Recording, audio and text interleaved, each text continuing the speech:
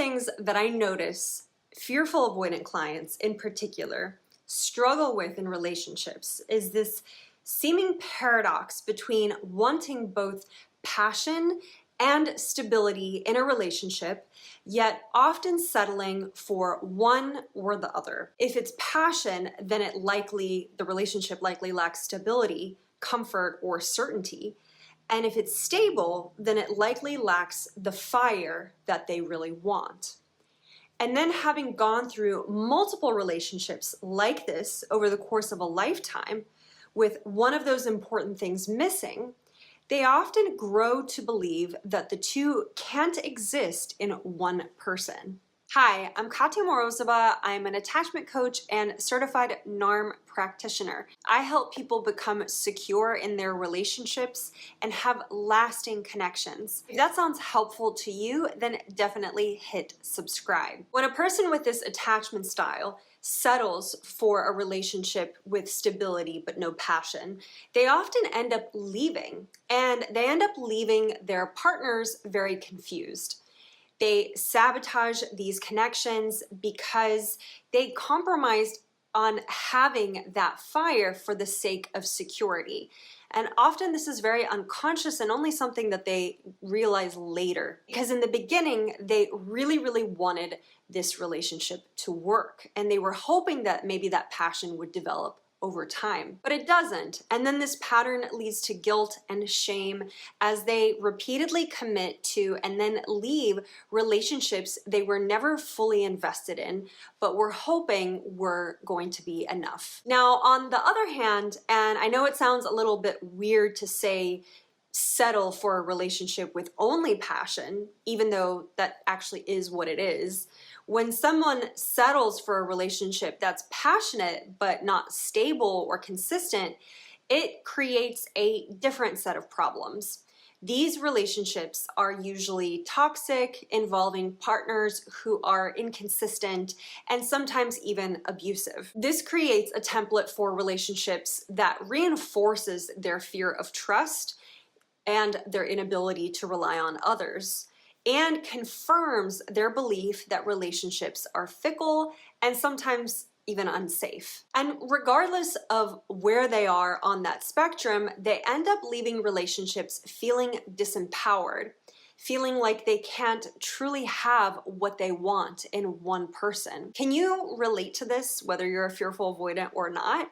Let me know in the comments below. So usually when people are stuck in this kind of paradox, right, where you're damned if you do, damned if you don't, it feels like there's no way out.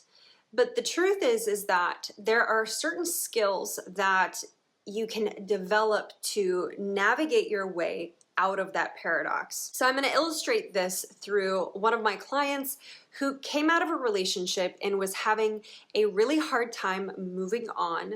Let's call him Mark. So Mark was second guessing himself after leaving a relationship because it was one of those that felt unstable. And on paper, she was great, she was intelligent, and they shared a really strong intellectual connection.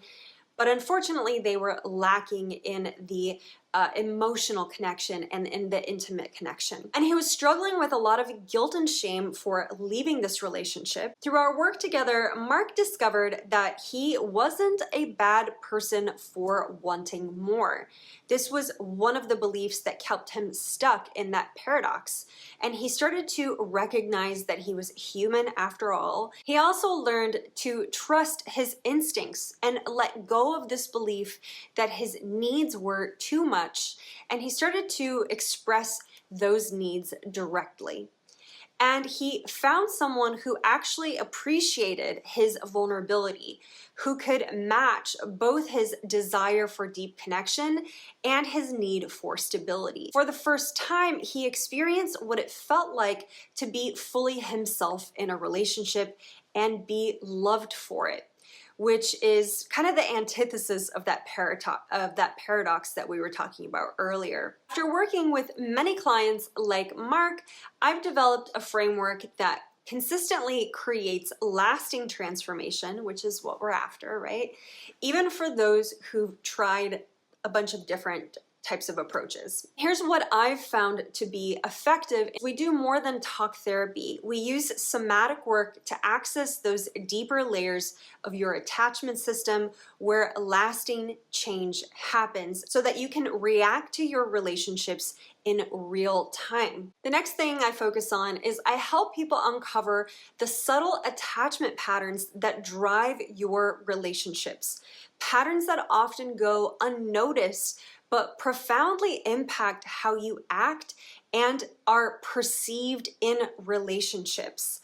And finally, instead of understanding your patterns intellectually, you'll actually transform your identity from someone who is too much or fundamentally flawed into someone who trusts themselves in relationships. Because people who trust themselves in relationships often act in very different ways from people who don't. My clients consistently, when they move from feeling too much to feeling confident, they express their needs to their partners regularly and get to build the kind of connections that they want.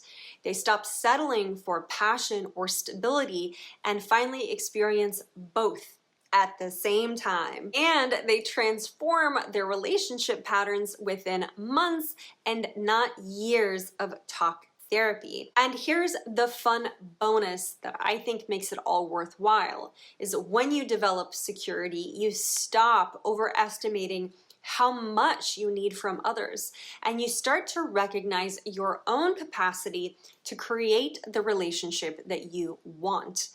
This is what becomes possible when you do the deep work of understanding and healing your attachment style. So whether you're struggling with similar patterns of feeling like you have to choose between passion and stability, or you're finding yourself hiding parts of who you are in relationships, I really believe that there's a path forward. And if you'd like my support with these challenges and you're ready to transform your relationship patterns and develop the security to create the kinds of authentic and passionate connections that you really want, and of course that last, I really invite you to apply for one-on-one coaching because I think we could have a lot of fun together and make a lot of progress. If this resonates with you, then go ahead and fill out the coaching application in the description and sign up for your attachment assessment session. I do review each application individually to make sure that we would be the right fit to work together. Hey, did you like this client story format? Did you like the story time? If you did, let me know in the comments below and let me know if Mark's story resonated with you. Thanks so much for watching this video and happy holidays, and I will see you on the next one.